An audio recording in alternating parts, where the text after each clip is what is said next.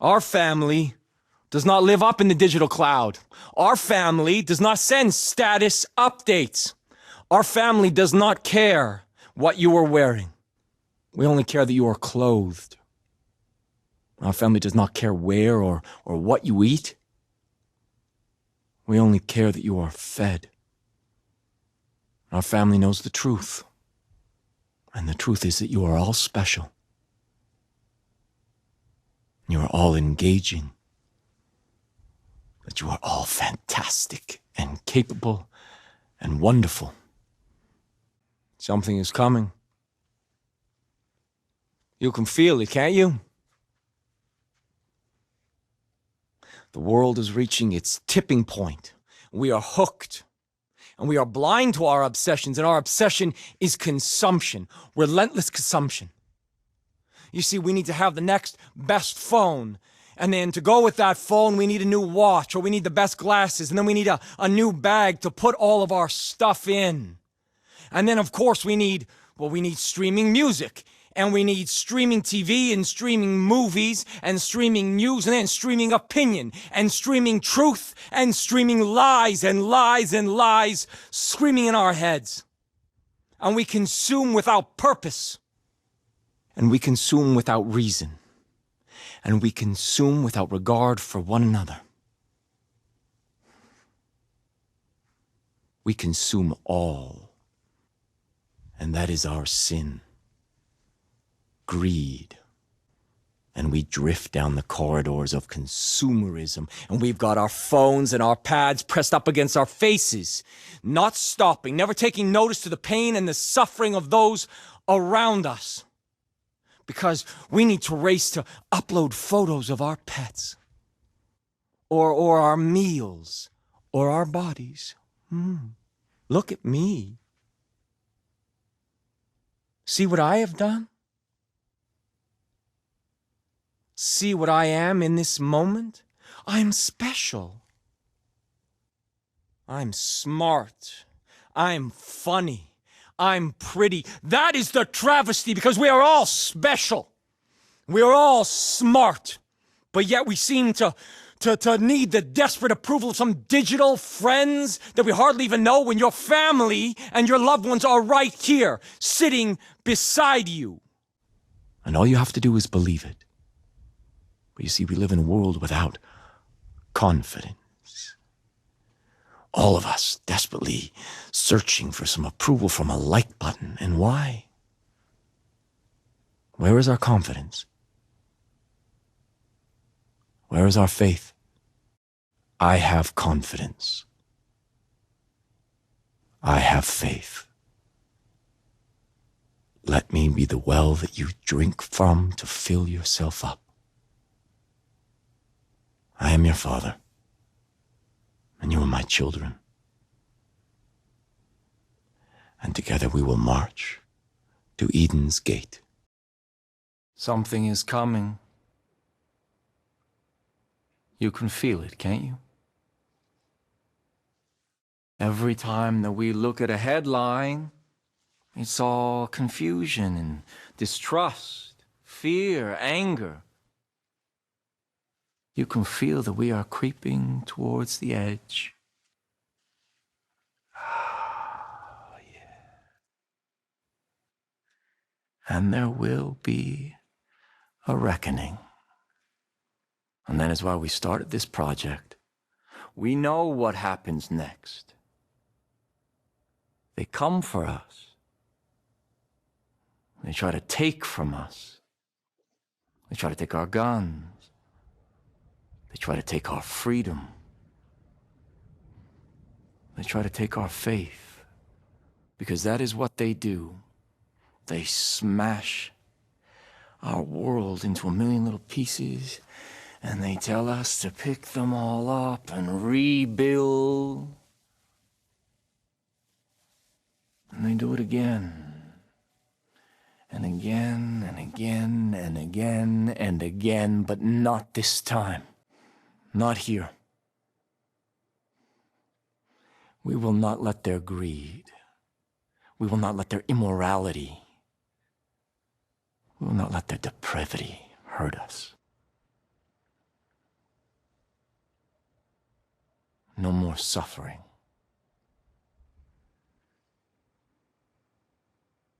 And I know that you are out there. And I know that you are in pain. But my children, I'm here to tell you that suffering is a choice, and you can choose a better path. We love you. We want you. We accept you. And we will take you, willingly or not. And some of you may fight, but our love will quell your bullets, and our truth will calm your minds. And in the end, you will thank us. I am your father, and you are my children. And together we will march to Eden's gate. My children, as it says in Joel 3:10, beat your plowshares into swords and your pruning hooks into spears. Let the weak say, I am a warrior. We must put down any who would try and stop us from saving our souls. John proved his devotion in blood. How can we do any less? Together, we will march to Eden's gate. A mighty upheaval shall curse the nations of man. Blood will stain the soil as the cries of the judged erupt in a chorus of anguish. The blade of righteousness shall cull the herd and smite the skeptic. And from the ashes of this great extinction, you shall lead your family to return to the angels you once were. To the left and right of you are your brothers and sisters. Get to know one another. Embrace one another as a family would. For together, we will march hand in hand unto Eden. When these doors close, what lies beyond the walls will be nothing but a wasteland. The smoldering remains of a nation full of cruelty, hypocrisy, and faithlessness. I am your father, and you are my children. And as such, I have sheltered you from the violent storm that approaches us. We will not look at the lives we've left behind. We will look forward to the opportunities laid before us. Not given, but earned. Welcome to the future. I'm so glad we're all here to share it together. And while that chapter ends, a new one begins for all of you. One of peace, harmony, and love. One where you will come to accept me as your father. One where you will feel the warmth of my love. My children, my chosen. If you are hearing these words, then the collapse has arrived. The next chapter in your lives begins now. You have been selected for a very special cause, a very important cause. For you are the creators of the new Eden. You are the warriors of the project. Therefore, you must prepare for what comes next, because the ones who were left behind are coming. The desperate, the selfish, the sinners.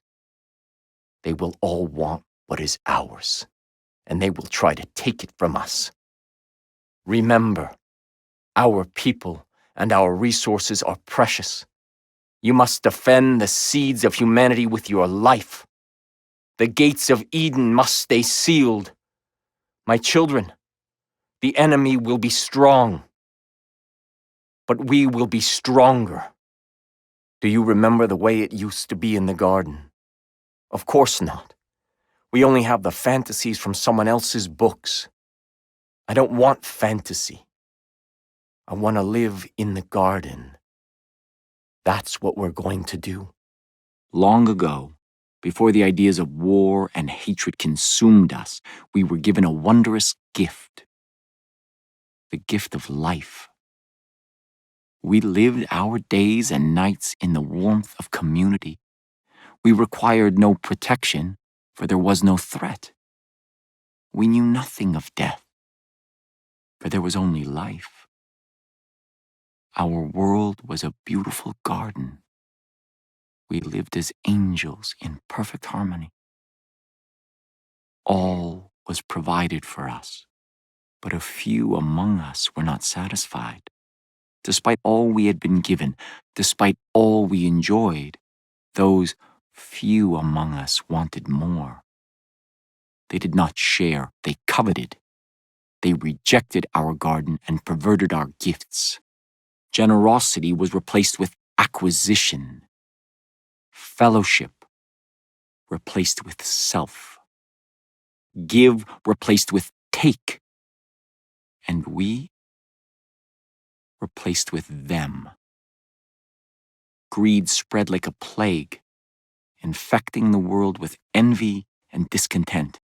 Thus began the cycle of binge and purge that traps humanity to this day. Strife, then peace, then strife again. We have wandered aimlessly, consuming everything and everyone. We have elected leaders that do not lead, and fought wars with no purpose. They mock us, sneer at us, push us to the gutter, and expect us to bow to them, praise them, elect them. How is it that one child wants for nothing, while the child next door goes to bed hungry? How is it that the fat politician in his gilded office can dictate to the starving farmer what he can and cannot sell? Who is to blame? The privileged, the wealthy, the elite. Whoever is generous to the poor lends to the Lord, and he will repay him for his deed. Proverbs 19:17. I do not come from privilege. I do not come from wealth. I come from poverty. I come from despair. I come from a world that is ignored. But now it is we few who are not satisfied. We few who yearn for more. And we must seize this moment and act. We must fight for our freedom from this society of self and return to the angels we once were. For God Himself has spoken to me and provided a glorious mandate. We, and we alone, have been chosen to survive this calamity and rebuild. We are all angels, and we few are set on a path back to the garden. We are the project at Eden's gate, a family of refugees cast from the world, bruised by rejection. Each of us has yearned for fellowship only to be deafened by hateful words or struck by the blows of contemptuous fists. Each of us has carried labels designed to minimize, marginalize, dehumanize, or separate us. And the terrible weight of this has forced our gaze downward and fixed our eyes far from the light of truth. The truth that all of us were once perfect, were once angelic. But my children, God sees us. God hears us. Humanity has reached a threshold, and it must change or perish. This world is filled with demons. They will try to tempt you, to stop you. We know this will happen. You only need to believe in yourself and walk the path. Does this feel like the path of a madman? Would you let others deny you what you deserve? You deserve this. Don't let them take it away from you. So we must be strong. And we must be vigilant. Because those on the outside will see what we have built here together in our new Eden. The love. And they will come. And they will try to take from us all that we have built. This is not what we were meant for. This is not what we fought for. Our path diverges from the outside world now and forevermore. If you are hearing these words, then there is hope.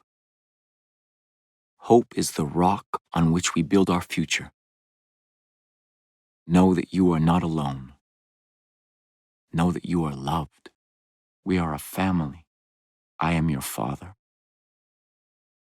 You are my children. And together we will march to Eden's gate. We must give thanks to God. The day I have prophesied to you has arrived. Everything I told you has come true. The authorities who tried to take me from you are now in the loving embrace of my family. Save for one, but this wayward soul will be found. They will be punished. And in the end, they will see our glorious purpose. We stand on the edge of a great chasm. Below us is the fate of mankind. Humanity has grown numb to the machine of strife that it has created. But we cannot